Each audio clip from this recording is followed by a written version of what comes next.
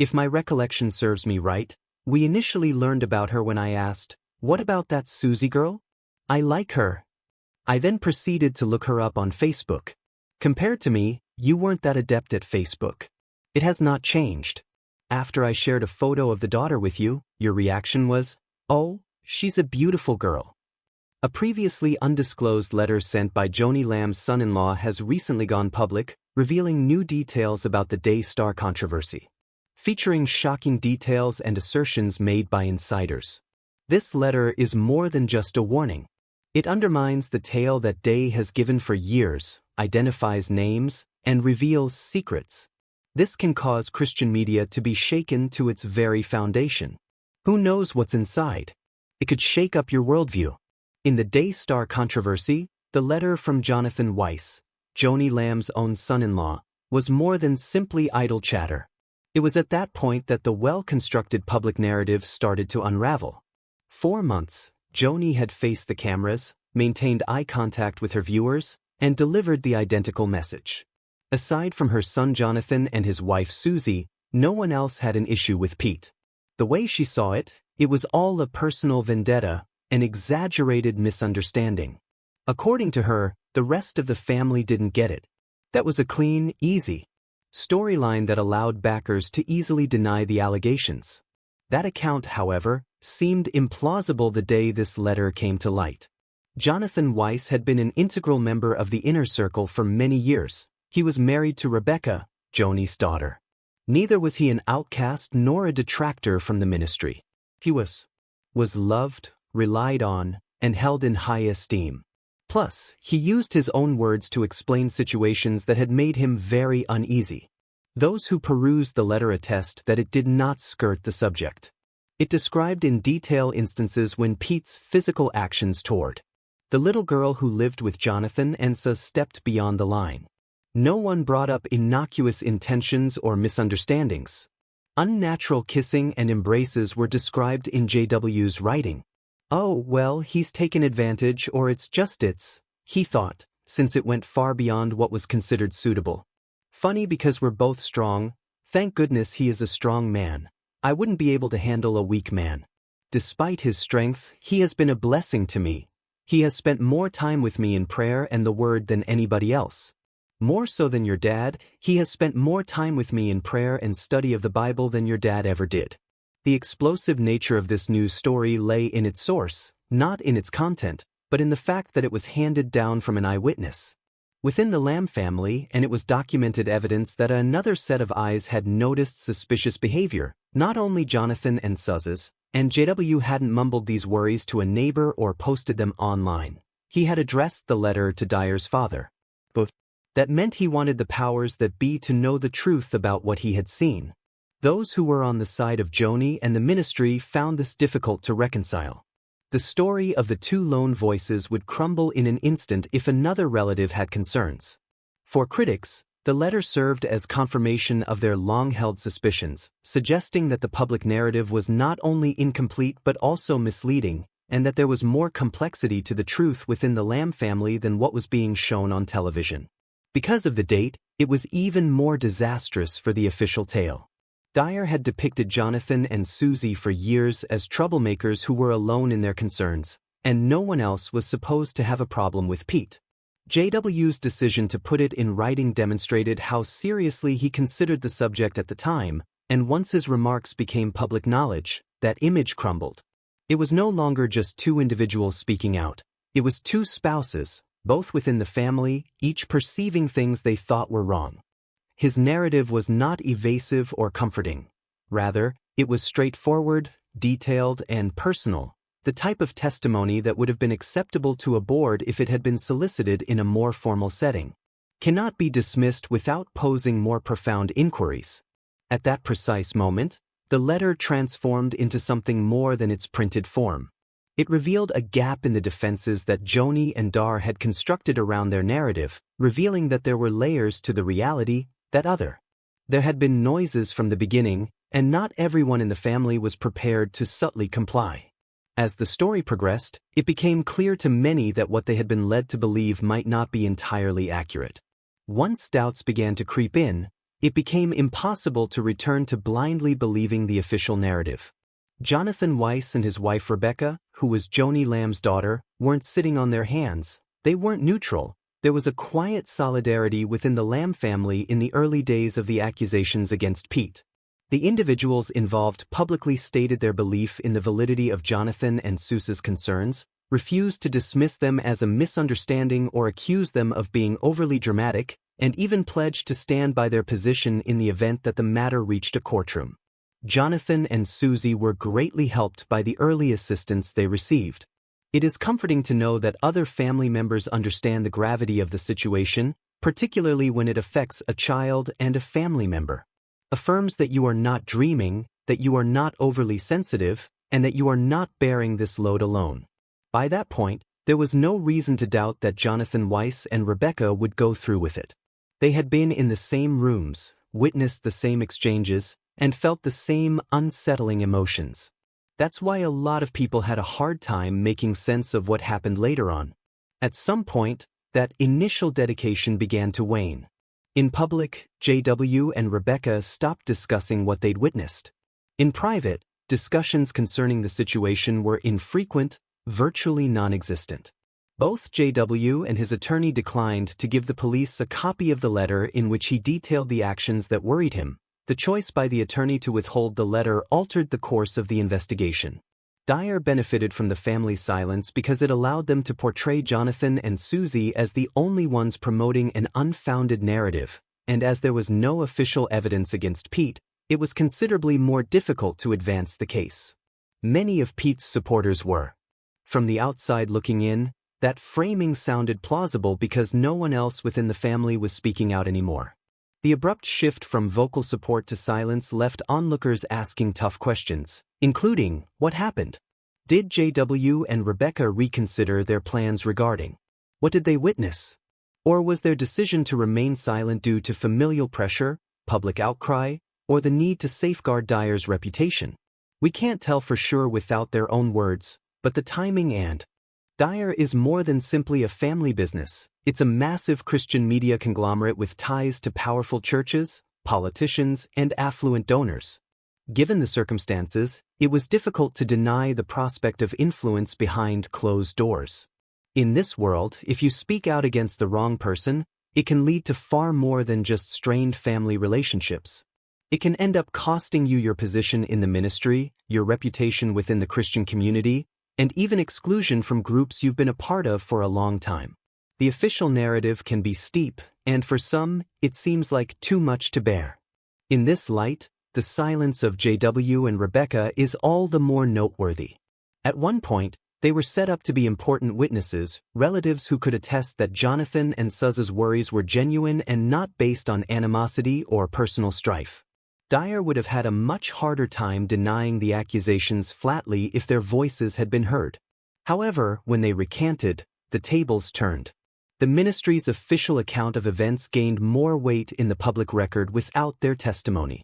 Silence, for those who knew about their prior backing, was a betrayal not only of Jonathan and Susie but of the truth itself.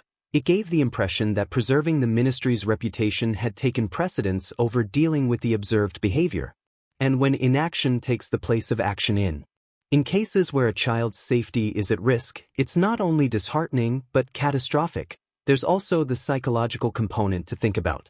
Jonathan and Susie had probably relied on JW and Rebecca's backing to help them overcome the ministry's resistance.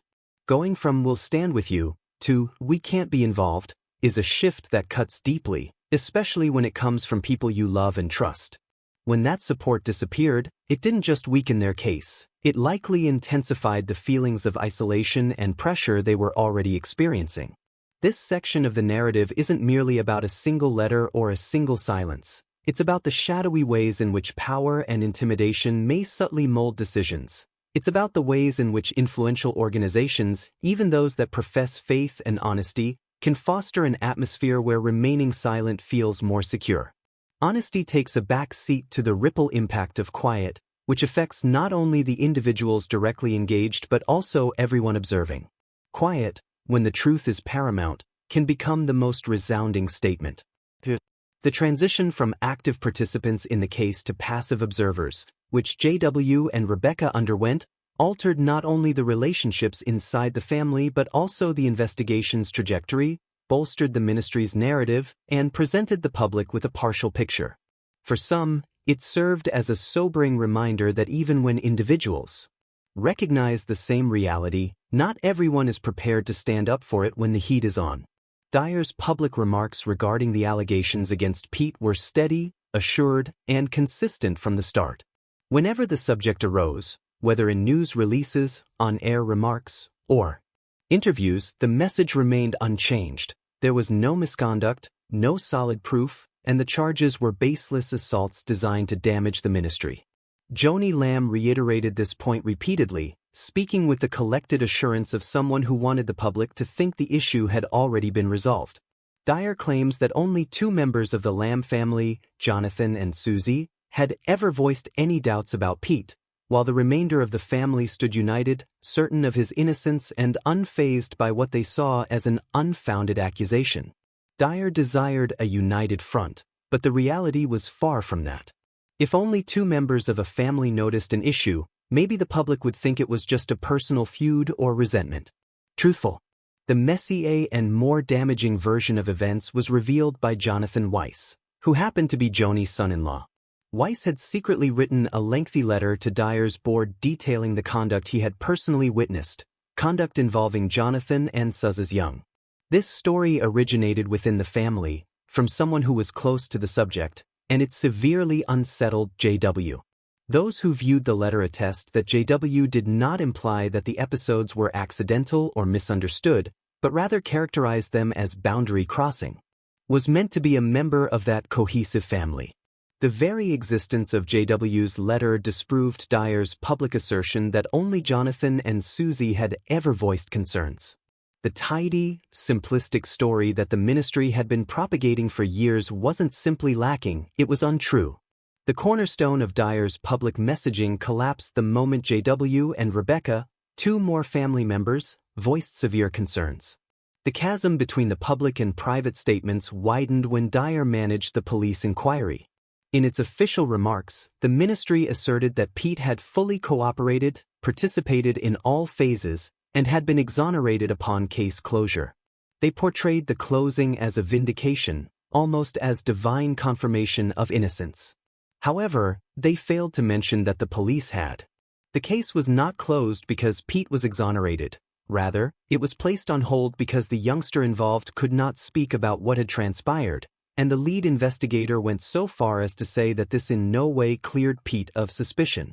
An important detail was omitted from Dyer's public account, leading viewers and contributors to believe the story was a triumph for the ministry when, in fact, it was an investigation that had been temporarily halted for tragic reasons but might be resumed at any moment.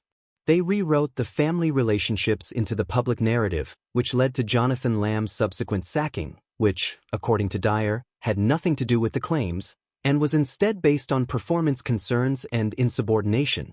Behind closed doors, however, the truth was known. Jonathan had refused to sign a non-disclosure agreement and remained silent about what he perceived as abuse. The events leading up to his demotion, the NDA pressure, and termination had nothing to do with his performance on the job. It was all about controlling the narrative and silencing an internal voice of dissent. Here is where the carefully crafted messaging becomes problematic. It wasn't simply about painting the ministry in a positive light. It was about omitting crucial details that may have altered how Dyer was able to keep the support of those who didn't have access to all the information by keeping the messaging simple and the public understood the situation. Pete has been cleared and the family is reuniting. The betrayal was profound for individuals who later discovered about the letter, the police's genuine remarks, and Jonathan's real motives for leaving, and once people have emotionally committed to a version of events, it becomes tougher to convince them that they've been misled. We're entrusted with Dyer's financial and spiritual support, and discovering that crucial information had been omitted, whether intentionally or unintentionally, seemed like a betrayal of their faith. It should be mentioned. When a crisis affects a major institution's brand, be it religious, political, or corporate, the natural tendency is to control the story. However, Daystar's brand was about more than just media, it was about morals. Their whole purpose was to be a lighthouse in a world full of falsehoods, so it was even more devastating when their own messages proved to be biased and deceptive. The accuracy of their claims further widened the chasm between their public and private personas. The statements were worded in a way that sounded factual, making it seem like nothing was being concealed, but in reality, they omitted crucial details that would have altered the narrative significantly. While both could be accurate in a technical sense, their meanings couldn't be more different. Dyer was well aware that while the public received a story that was tidy, straightforward, and comforting, the reality lurked behind closed doors, and it was messy, unpleasant, and full of uncomfortable realities. And when more and more of those facts, the letter, the police testimonies, the pressure on Jonathan from behind the scenes, came to light, it became more and more difficult for the two accounts of events to coexist. For many, that is the real scandal, not only in the events themselves, but in how the truth was manipulated, in the way information was molded to shield specific individuals and uphold a specific image, even if it meant the public didn't receive the complete picture. As soon as supporters became aware of this chasm, trust started to crumble. And in a ministry that is built on trust, that kind of crumbling is nearly impossible to fix. Being silent in such a scenario is never a passive act, but rather a deliberate choice. In the case of the Dyer affair, the choice was influenced by loyalty, influence, and the fear of the consequences of speaking up. Looking on from the outside, one could reasonably question why more members of the Lamb family, or, on the inside, many who felt compelled to speak out about what they perceived as wrong, chose not to do so. However, things are different on the inside. Dyer is more than a television network, it is a formidable Christian media conglomerate with strong links to pastors, politicians, and affluent contributors. Jonathan and Susie Lamb discovered the hard way that speaking out against it puts you up against a machine that can transform your entire life, not just a family member. When they voiced their worries about Pete, beyond mere skepticism, they encountered outright opposition. They were characterized as troublemakers, falsely accused of lying, manipulated to further their own agendas, and even tried to harm the ministry. Jonathan endured demotion, was coerced into signing a non-disclosure agreement, and ultimately, his refusal to remain silent led to his dismissal from his position, which meant not only losing his job but also his platform, financial stability, and ties to the Christian community that had always been a part of his family's life. At the same time, other people who had privately voiced similar concerns, such as Jonathan Weiss and Rebecca, took a different approach. From the start, they pledged their support for Jonathan and Susie and even offered to testify in court. However, when the time came to turn over JW's letter to the police, a letter detailing disturbing behavior that he had personally witnessed, they declined. This evidence might have been pivotal. Without it, the case would have been weaker and Dyer could have continued to promote its public narrative that there was no proof and no credible witnesses other than Jonathan and Susie. Why would someone then opt to remain silent after expressing their worries in writing? Perhaps the answer is found in the weight of influence. Standing up for what you believe in can lead to excommunication from family and friends, public and private condemnation, and even the loss of your position in the ministry. It can also be a label of disloyalty to God's work and to your family. Some people aren't ready to take that chance. Meanwhile, in the realm of prominent ministries, where reputation is everything, the unwritten rule is to safeguard the institution at all costs, even if it means shielding the wrong individuals. This is a particularly dangerous part of. In situations like these, it makes people believe that being silent is the better option, that it will safeguard the ministry, even when they know that doing so might enable harm to persist. So it can continue doing good. However, safeguarded are not the mission itself, but rather the powerful individuals and the reputations they have amassed. Jonathan and Susie paid a heavy price for speaking the truth, so they turned their backs on it. From positions that may have offered them future opportunities at Dyer, they fractured familial bonds. They were subjected to public condemnation from those who understood only the rosy version of events. However, they knew that remaining silent would have cost them even more.